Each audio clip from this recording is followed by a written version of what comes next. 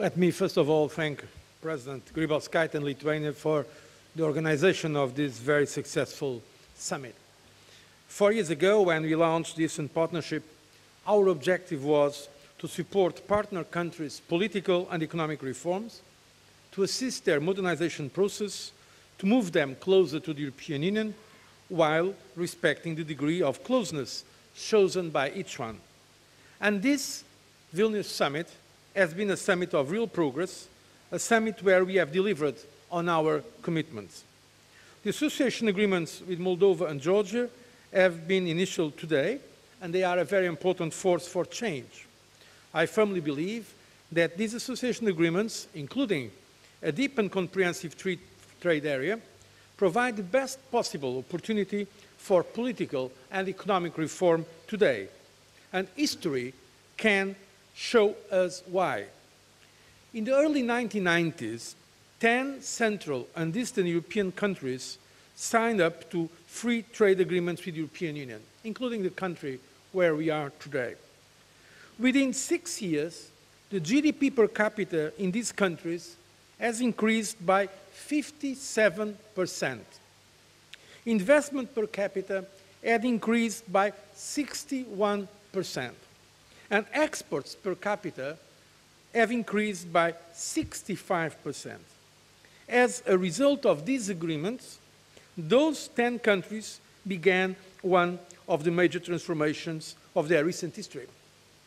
So I think it is very important to remind us of the record already of free trade agreements that we had before the accession of the new member states of the European Union.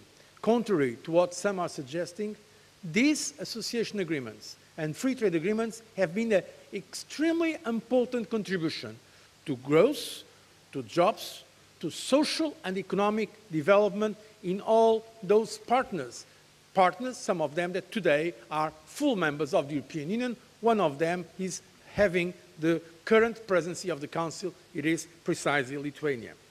And in fact, yesterday and today we have discussed about this.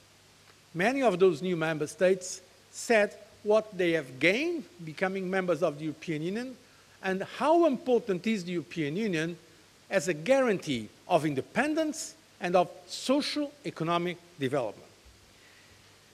During our summit today and yesterday, we have reiterated to Ukraine that the offer to sign these agreements remains on the table, provided the government of Ukraine delivers on its commitments. This agreement will save Ukrainian business some 500 million euros a year just in import duties. It will increase Ukraine's GDP by more than 6% in the longer term. And by confirming Ukraine's modernization pledge, it will also give momentum to billion-euro loan negotiations with international financial institutions. The Ukrainian people have demonstrated these last days that they fully understand the strategic nature of the reforms path. We know how much the Ukrainian people feels European, how much they care about Europe, how much they aspire to be recognized as members of the democratic community of nations of Europe. And we will, of course, now pursue our conversations with our Ukrainian partners, knowing well that we should always respect Ukraine's sovereign decisions. Because this partnership was from the very outset based on key principles of mutual respect, transparency, individual and collective ownership. This partnership was never an imposition, but rather a proposition. And all stand to gain, our neighbors and the neighbors of our neighbors. Let me be clear, this is a process for something. This is a process not against someone. This is a process for something. It is for democracy, for stability, and for prosperity. It is not against someone, because I don't believe someone should be against democracy, against stability, or against prosperity. And our partnership also has a real meaning for the citizens. Take firstly the issue of traveling without the need for a visa, something very concrete, something that all our young people in Europe want, freedom of movement. Just a fortnight ago, the Commission published its final report on visa liberalization for Moldovan citizens. Moldova has met all the benchmarks set. So the European Commission has already issued a proposal to enable visa-free travel to the European Union for Moldovan citizens who own a biometric passport. And today we have also signed a visa facilitation agreement with Azerbaijan, which will make the process of applying for an European Union visa easier. By the way, with Azerbaijan, today we've heard the President and the members of the European Union also showing their commitment to the progress in our strategic modernization partnership. And today also we knew about the willingness of Belarus to negotiate a visa facilitation agreement. This, I'm sure, will be for the benefit of the Belarusian citizens, especially their young people.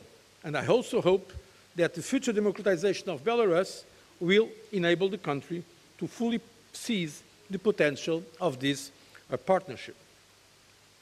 So, the point I want to make clear is the following. The Eastern Partnership is not just about the economy, or not just about abstract concepts. It's about concrete benefits for citizens, removing barriers, enabling people to meet each other. It is, in fact, a transformational project of the highest importance. An important issue that we also discussed is energy. Making sure that no European nation is an energy island, isolated from European networks. That is why we have taken very tangible steps over the last years to link our neighbors to the European Union market through new corridors, new physical connections, the possibility of reverse flows, support for their domestic energy reforms, and so on. Everything to bolster our shared energy security. And today we have shown, as European Union, that we can deliver on our commitments. I want to thank all of those that made possible the progress today. And allow me a special word of thanks to my colleagues in the Commission, of course to Vice President and High Representative Cathy Ashton, but also to Commissioner Fuller, who is responsible for enlargement and neighbourhood policy, and of course to the Commissioner for Trade, Karel de Gucht. And other colleagues also that are giving their contribution in energy or in the issue of visa-free travel, from Commissioner Oettinger to Commissioner Malmström. The European Commission is fully behind this agenda, and today I was very happy to see the strong support of all the European Union member states and also the willingness of our partners in the East to go forward in this common journey. I thank you.